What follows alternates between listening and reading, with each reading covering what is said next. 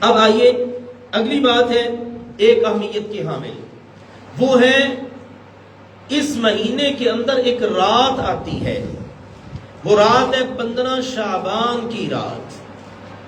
15 شعبان کی رات۔ آج کتنی تاریخ ہے؟ 13 شعبان، کل 14 ہے، گویا کہ کل کے بعد جو رات آئے گی نا وہ 15 شعبان کی رات ہوگی، کیونکہ ہجری لحاظ سے ایسے ہوتا ہے نا کہ مغرب سے سٹارٹ ہوتا نا دن، آج مغرب سے کل مغرب تک 14 تاریخ ہوگی، کل جو گزر گئی ہے اس کی مغرب سے آج مغرب تک 13 تاریخ ہے، تو کل مغرب سے شروع ہو جائے گی 15 شعبان۔ یہ جو رات ہے، اس رات کے حوالے سے ہمارے پاک و ہند میں مسلمانوں میں بہت ساری چیزیں مشہور ہو گئی ہیں، جس کی بنیاد میں اب کیا ہوتا ہے، بہت آگے بڑھ گئی ہے قوم، معاملات ہی ایسے ہیں نا۔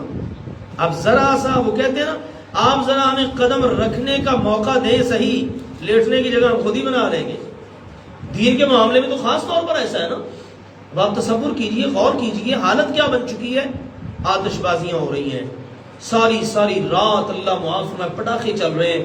کن کا کام ہے یہ؟ مجوسیوں کا، آتش پرستوں کا۔ کر کون رہے ہیں؟ مسلمان۔ اور کیا ہو رہا ہے جی؟ یہ عبادت ہو رہی ہے جی، یہ عبادت کی رات ہے، یہ جی لیلۃ البراء ہے، معاذ اللہ ثم معاذ اللہ۔ ابھی بتاتا ہوں کہ قرآن و حدیث میں اس کی کیا حیثیت ہے، لیکن آئیے پہلے ذرا حالات تو دیکھ لینا۔ بہت سارے لوگ مجالس کرتے ہیں، محافل کرتے ہیں، پروگرام ہو رہے ہوتے ہیں، ساری رات مساجد کے سپیکر چل رہے ہوتے ہیں۔ اب مسلمانوں کو تنگ کرنے والا معاملہ کدھر ہے؟ تکلیفیں دی جا رہی ہیں، لوگ اذیت میں ہیں، راہ گزرتے لوگوں کو تنگ کیا جا رہا ہے، ان کے قدموں میں لا کر پٹاخے چھوڑے جا رہے ہیں، اور جس وقت کوئی بیچارہ ڈرتا ہے، خوف زدہ ہوتا ہے، تو اب اس پر تالیاں بجائی جاتی ہیں، ہنسا جاتا ہے، مذاق اڑایا جاتا ہے، پھر کھانے پینے کے پروگرام ہیں، پھر اگلے دن کے روزے کا اہتمام ہے۔ یہ سارا کچھ، اس کے علاوہ بھی جو کچھ ہے، یاد رکھیے اس میں سے کسی کا بھی قرآن و سنت میں کوئی ثبوت نہیں، ان میں سے کسی ایک چیز کا بھی قرآن و سنت میں کوئی ثبوت نہیں۔ تفصیل کا وقت نہیں میں سارا کچھ عرض کروں، لیکن آپ یہ ٹو دی پوائنٹ بات ذہن میں رکھیں، جتنی اس کے متعلق روایات ہیں وہ سب کی سب موضوع ہیں، من گھڑت ہیں۔ کوئی سیدنا علی کی طرف منسوب کر دی رضی اللہ تعالی عنہ، یہ رات اتنی فضیلت والی ہے، اتنے نفل پڑھو، یہ کرو وہ کرو۔ کوئی کسی اور صحابی کی طرف منسوب کر دی، یہ عبادت کرو گے اتنے گناہ معاف ہو جائیں گے، یہ کرو گے اتنے گناہ معاف ہو جائیں گے۔ ایسا کچھ بھی نہیں ہے۔ ہاں ایک روایت ہے، اس کے طرق اتنے زیادہ ہیں، سندیں اتنی زیادہ ہیں کہ وہ ساری مل کر ایک محدث ہیں شیخ البانی رحمہ اللہ تعالی، اور ایک ان کے شاگرد ہیں شیخ شعیب الارناؤوط، ان دو ائمہ رحمہم اللہ تعالی نے اس حدیث کو بہت زیادہ سندوں کی وجہ سے صحیح قرار دیا ہے۔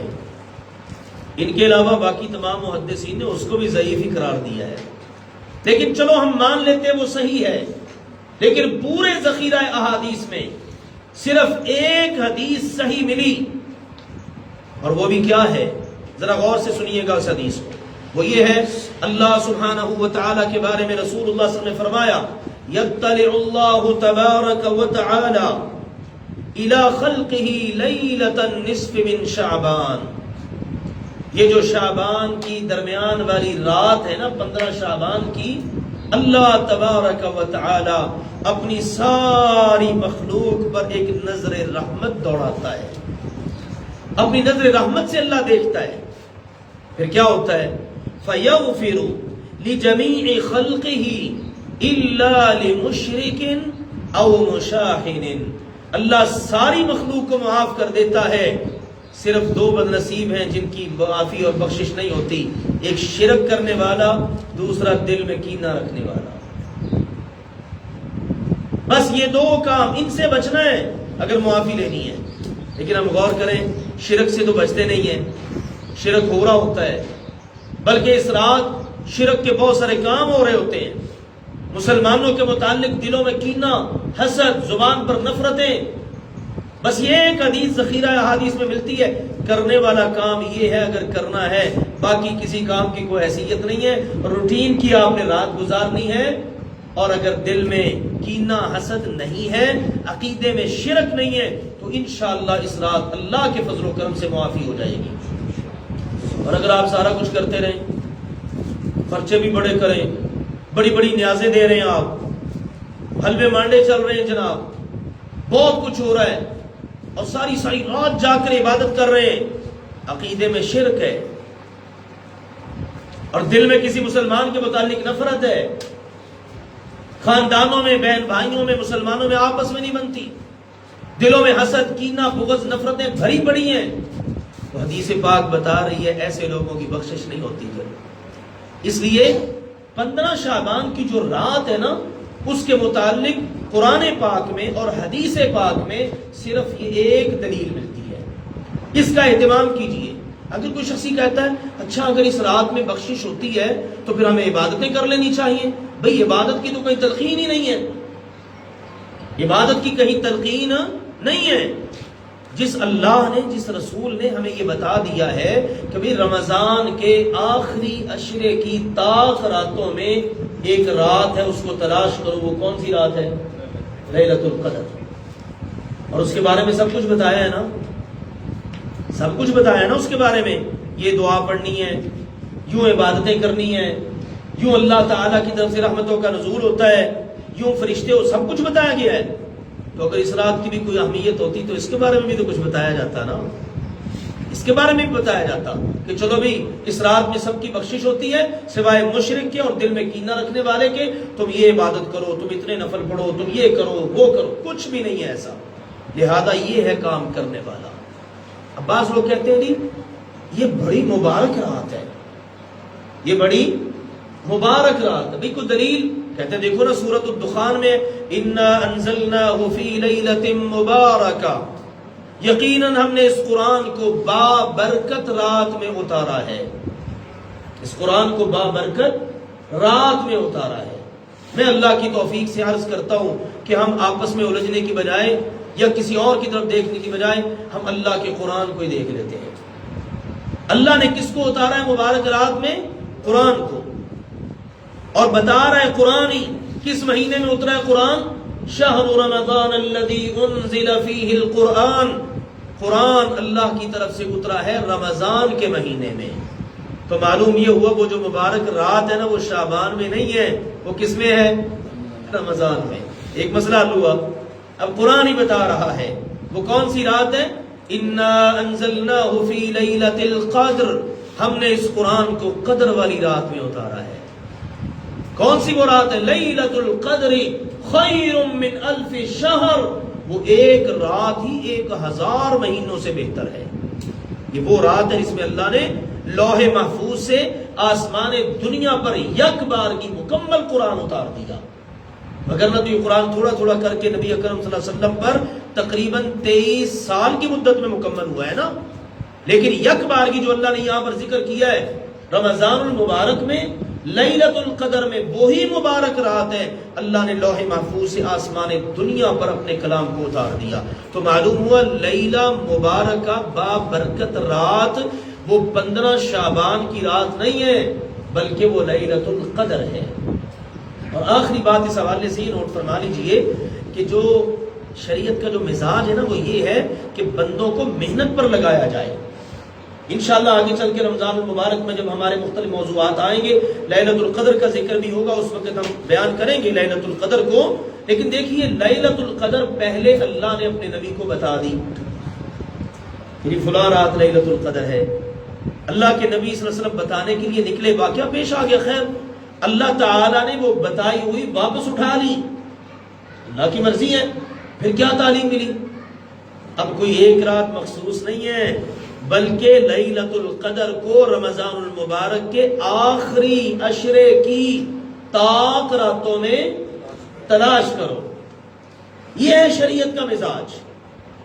کوئی ایک چیز بتا نہیں دی جاتی بھائی اب یہ تمہارے لیے ہے، اب تم نے بس اس کو کرنا ہے، نہیں، شریعت زیادہ سے زیادہ یہ کہتی ہے لوگ عملوں کی طرف آئیں، عمل کی طرف آئیں، ٹھیک ہے نا، وہ بس بالکل سہارے لے کر تسلی کر کے بیٹھ نہ جائیں۔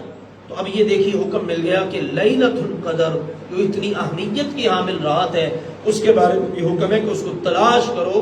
تو اگر یہ 15 شعبان کی رات لیلۃ النصف من شعبان، شعبان کے نصف کی جو رات ہے 15 شعبان کی، اگر اس کی بھی کوئی اہمیت ہوتی تو اس کے بارے میں کوئی نہ کوئی ہدایات مل ہی جاتی نا۔ اس لیے عزیز بھائیوں اور محترم بزرگوں، اسلامی روحانی ماں اور بہنوں، اس رات کی کوئی شرعی حیثیت نہیں ہے، زیادہ سے زیادہ یہ ہے ہم نے اپنے عقیدے کو ہر وقت ہی صاف ستھرا رکھنا ہے، تاکہ جب 15 شعبان کی رات کو بھی ہمارے رب تعالیٰ کی ہمارے دلوں پر نظر پڑے تو ہمارا دل توحید کے نور سے منور نظر آئے، ہمارے دل پر ہمارے رب کی نظر پڑے تو ہمارے دل میں کوئی کینہ، حسد، بغض کسی مسلمان کے بارے میں نہ ہو۔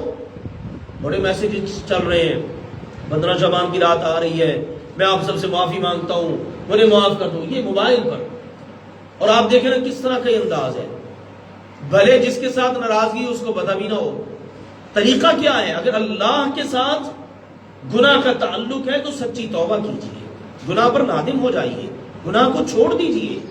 مثال ہے، آپ اگر نماز نہیں پڑھتے تو نماز نہ پڑھنے کے عمل پر نادم ہو جائیں، اللہ میں اتنا ناکارہ، میں نماز ہی نہیں پڑھتا تھا، اب نماز پڑھنا شروع کر دیں، اور آئندہ اس پر مستقل مزاجی کے ساتھ گزشتہ کی توبہ کر لیں تو انشاءاللہ اللہ کے ساتھ گناہ کا معاملہ صاف ہو جائے گا۔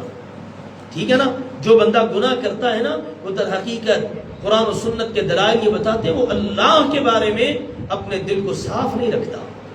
بندوں کے ساتھ معاملہ ہے گناہ کا تو بندوں کے ساتھ معاملات کو صاف کرے، کسی کے ساتھ زیادتی کی ہے، کسی کا حق دبایا ہے، کسی پر ظلم کیا ہے، کسی کا مال ہتھیایا ہے، کسی کا دینا تھا نہیں دیا، کوئی بھی ایون کے معاملہ ہے اس کو اس کے ساتھ مل کر صاف کرے، دل کے اندر کینہ نہ ہو، حسد نہ ہو، بغض نہ ہو، نفرت نہ ہو، میل کچیل نہ ہو، غصہ نہ ہو، دل پر گناہوں کا زنگ نہ لگا ہوا ہو۔